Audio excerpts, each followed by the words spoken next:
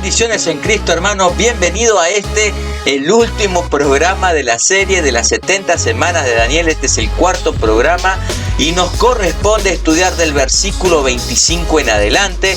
Pero primero vamos a encomendarnos a nuestro Dios y pedir su dirección para poder enseñar exclusivamente su palabra. Padre, te damos gracias en esta hora, Señor. Te rogamos y te pedimos tu dirección, Señor, que sea tu palabra predicada, Padre Santo, y nada de opiniones de hombres, Señor, nada de suposiciones, nada de agregarle al texto, Padre Santo, nada de tratar de amoldarnos a un preconcepto que tenemos para que la Biblia diga lo que nosotros querramos que diga, Señor, sino que sea tu palabra fielmente predicada y expuesta. Señor, deseamos en esta hora que nos ilumines a través de tu palabra para que podamos, Señor, expresar únicamente el mensaje fiel de tu palabra. Te lo pedimos en el nombre de Jesús. Amén. Bendiciones, hermanos, y bueno, en el programa anterior hemos hablado de los 4 edictos. Habíamos hablado del edicto del rey Ciro, el edicto del rey Darío el Grande, Darío I el Grande, y los últimos 2, el tercero de Artajerjes y el cuarto de Artajerjes en el 444. Vamos a comenzar por leer el versículo 25 del capítulo 9 de Daniel. Así que nos ubicamos ahí, ya saben, tienen que tener algo para tomar nota. Vean los programas anteriores. Si recién nos estás visitando, recién te has inscrito, recién te has suscrito al canal, hay 3 programas anteriores que deberías de ver para que entres en contexto de lo que vamos a hablar ahora. Vamos a leer el capítulo 25. Dice: sabe pues y entiende que desde la salida de la orden para restaurar y edificar Jerusalén, lo voy a resumir al verso, se volverá a edificar la plaza y el muro en tiempos angustiosos. Repito, los 4 edictos que hemos leído y hemos estudiado el programa anterior. El del Ciro, el del rey Ciro el Grande, primero en el 539 al 536 dio su primer edicto. El segundo lo hizo Darío el Grande en el año 519, 518. El tercero lo hizo Artajerjes en el año 457, 458. Yo me inclino más por el 457.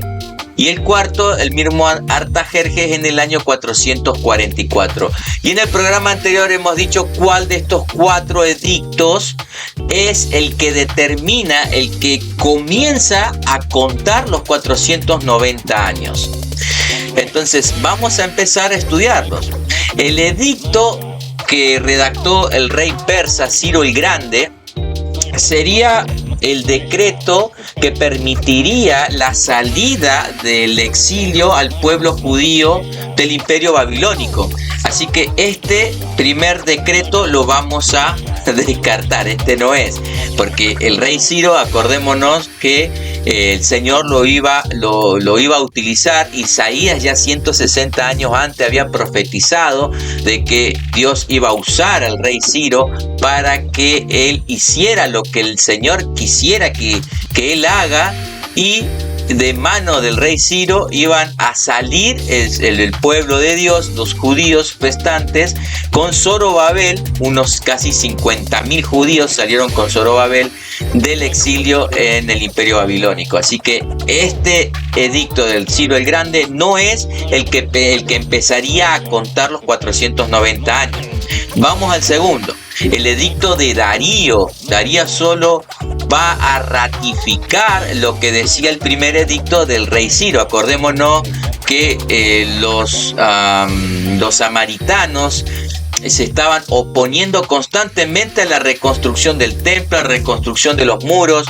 Esto es algo que Zorobabel en un momento dado escribe, se lo envía a Babilonia, lo recibe Darío el Grande, lo investiga y ratifica lo que decía el primer edicto que había escrito y redactado el rey Ciro el Grande en el 536 a.C. Entonces, este segundo edicto también lo vamos a descartar porque solamente ratifica el primero.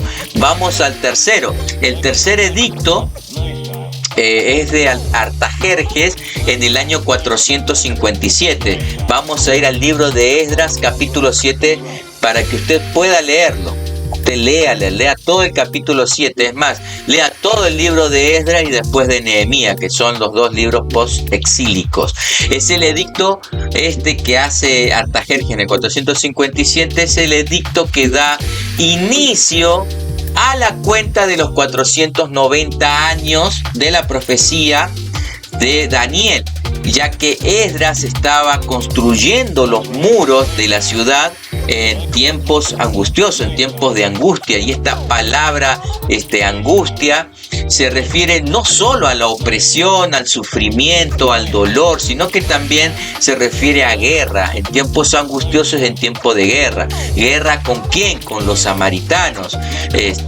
Cuando leemos a Flavio Josefo, dice Flavio que en este tiempo ellos estaban construyendo, ¿no? Con una mano tenían la pala, el pico y construían, y con la otra mano estaban así, tenían acá la espada.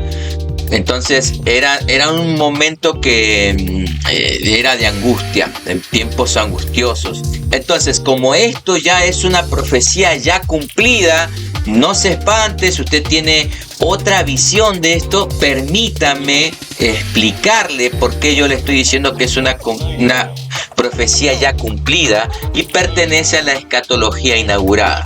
Entonces, esta profecía, como ya está cumplida en su totalidad, podemos hacer una cuenta en retrospectiva.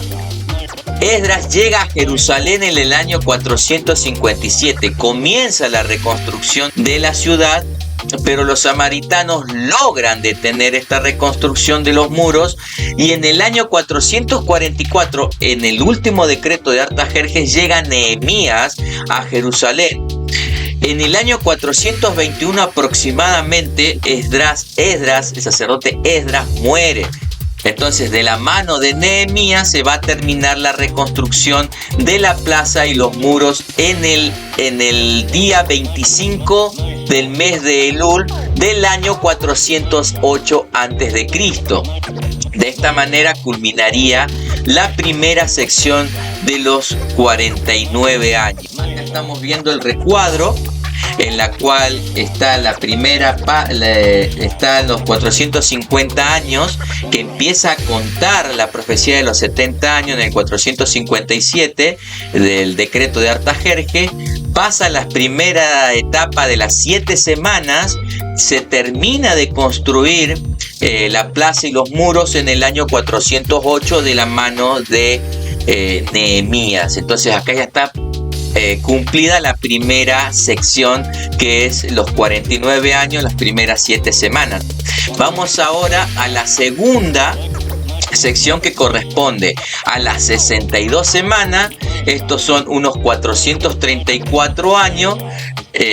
Y si el año 408 hacemos una operación matemática simple, al año 408 le restamos 434 años y nos da el resultado de 26, y esto corresponde al año 26 después de Cristo.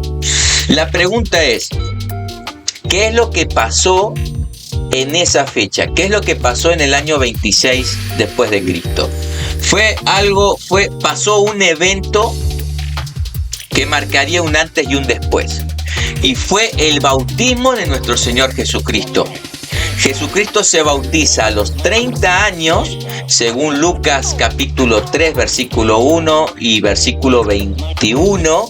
Dice que Jesús se bautizó como de 30 años, pero era el año 26.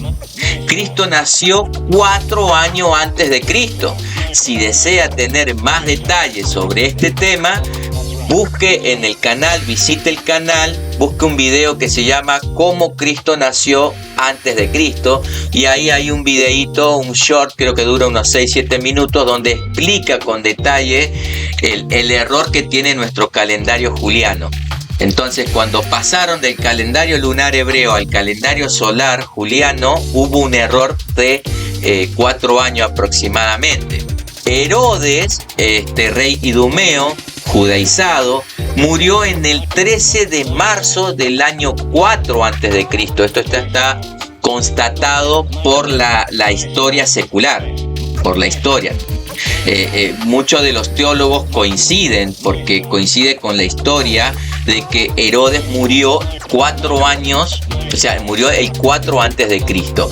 Sin embargo, Mateo capítulo 2, versículo 1 dice que Jesús, dice que Jesús nació en los días del rey Herodes.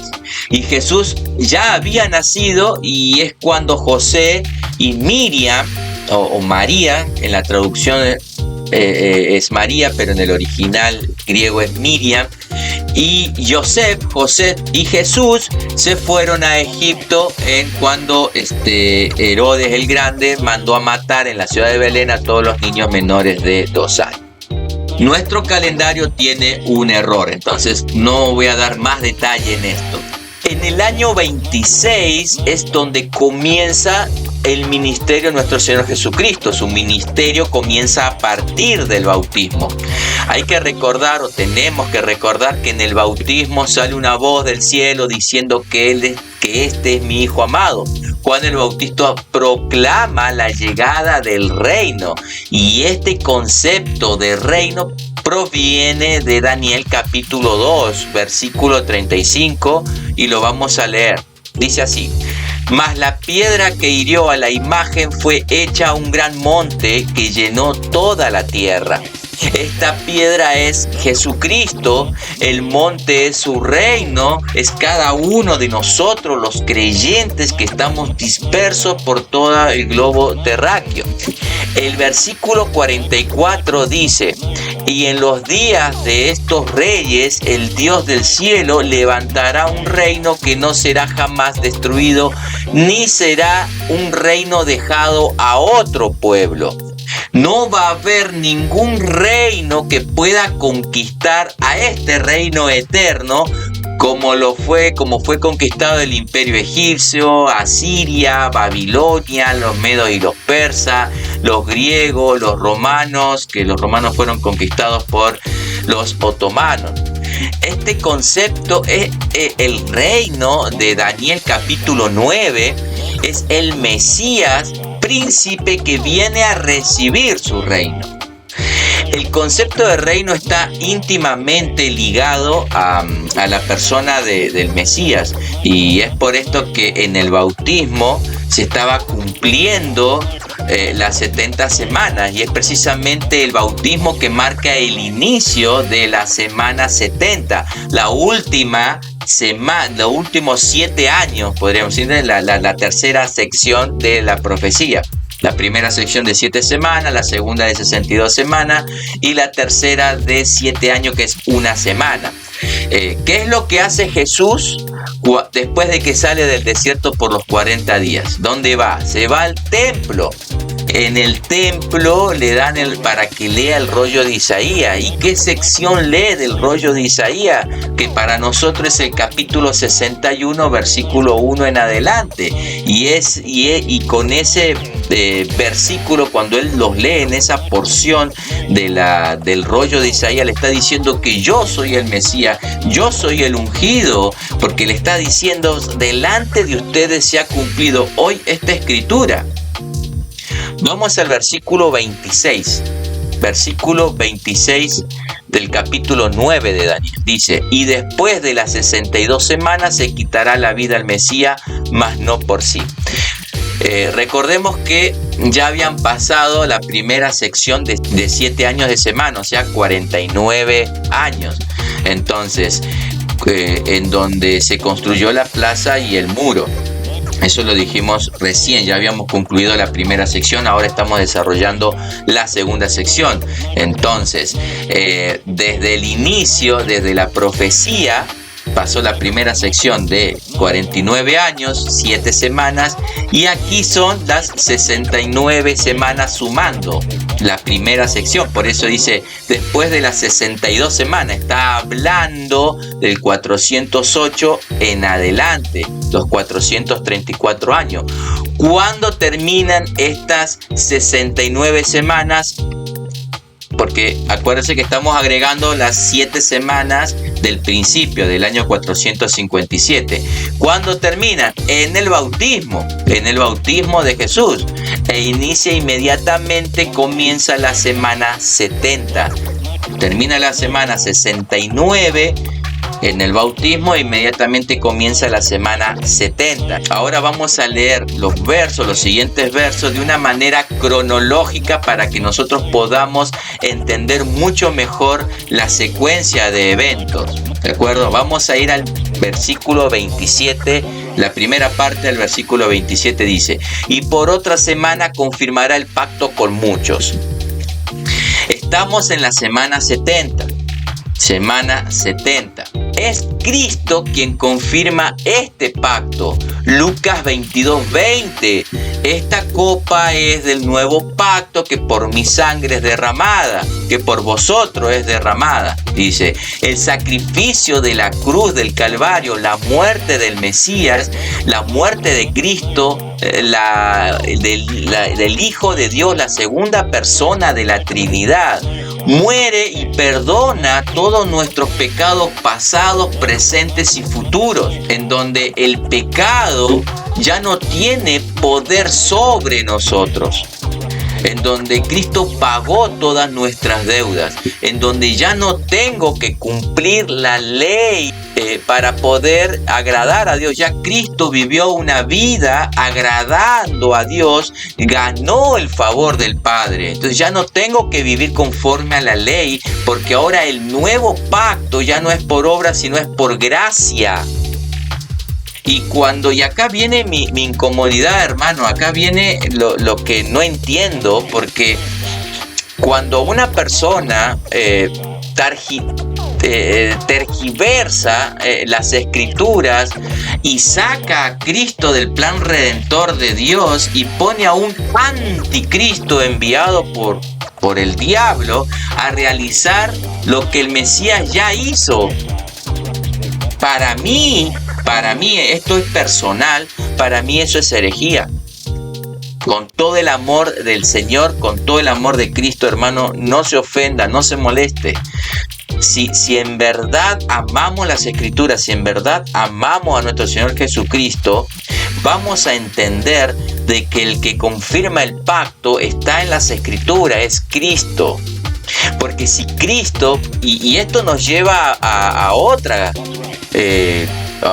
cosa peor, a otro punto peor, porque si Cristo no es el que confirma el nuevo pacto, entonces todavía estamos en el antiguo pacto por obras.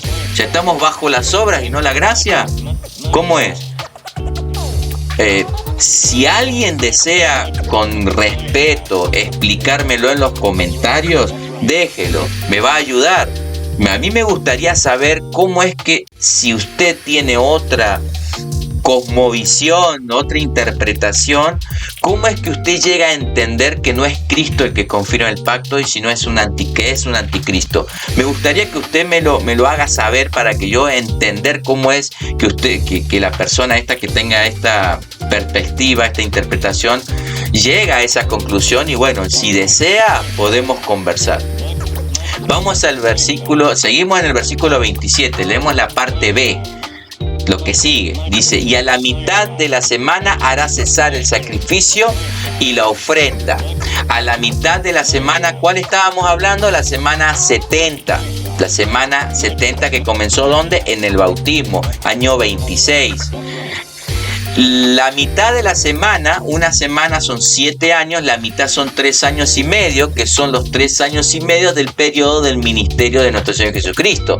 Terminando su ministerio, Jesús es crucificado en el año 30, haciendo cesar el sacrificio y la ofrenda. Y es por eso que el velo del templo se rasga, porque la Shekinah de Dios, su gloria ya no mora en ese templo. Ahora nosotros somos el templo donde Dios está morando. El sumo sacerdote, o sea, el Cohen Gadol, entraba una vez al año, en el 10 de Aviv de cada año, para justo era la fecha del día de expiación, era la fiesta de expiación, y antes de entrar debía realizar un sacrificio primero por él, y luego al entrar al lugar Kadoshín, al lugar santísimo, hacía otro sacrificio para el pueblo. Ahora Cristo es nuestro Cohen Gadol, nuestro gran sumo sacerdote. El escritor de la carta a los Hebreos en el capítulo 7, versículos 26 y 27, dice, vamos a leerlo: porque tal sumo sacerdote nos convenía, santo, inocente, sin mancha, apartado de los pecadores y hecho más sublime que los cielos, que no tiene necesidad cada día como aquellos sumos sacerdotes de ofrecer primero sacrificio por su propio pecado y luego por los del pueblo, porque esto lo hizo una vez y para toda la eternidad, ofreciéndose él a sí mismo. Ahora, dentro del libro de Hebreos vamos a ir al capítulo 10 y nos vamos a situar en los versículos 11 al 14, y dice: y ciertamente todo sacerdote está día tras día ministrando y ofreciendo muchas veces los mismos sacrificios que nunca pueden quitar los pecados. Pero, y ahí viene la antítesis, pero Cristo, habiendo ofrecido una sola vez para siempre un solo sacrificio por los pecados, se ha sentado a la diestra de Dios. De ahí en adelante esperando que sus enemigos sean puestos por estrado de sus pies, porque con una sola ofrenda hizo perfecto para siempre a los santificados. ¿Quiénes son los santificados? Los que están apartados, es el remanente de Dios. Vamos ahora a leer el versículo 26, retrocedemos. Versículo 26, pero vamos a leer la parte B, la del medio. Y el pueblo de un príncipe que ha de venir destruirá la ciudad y el santuario.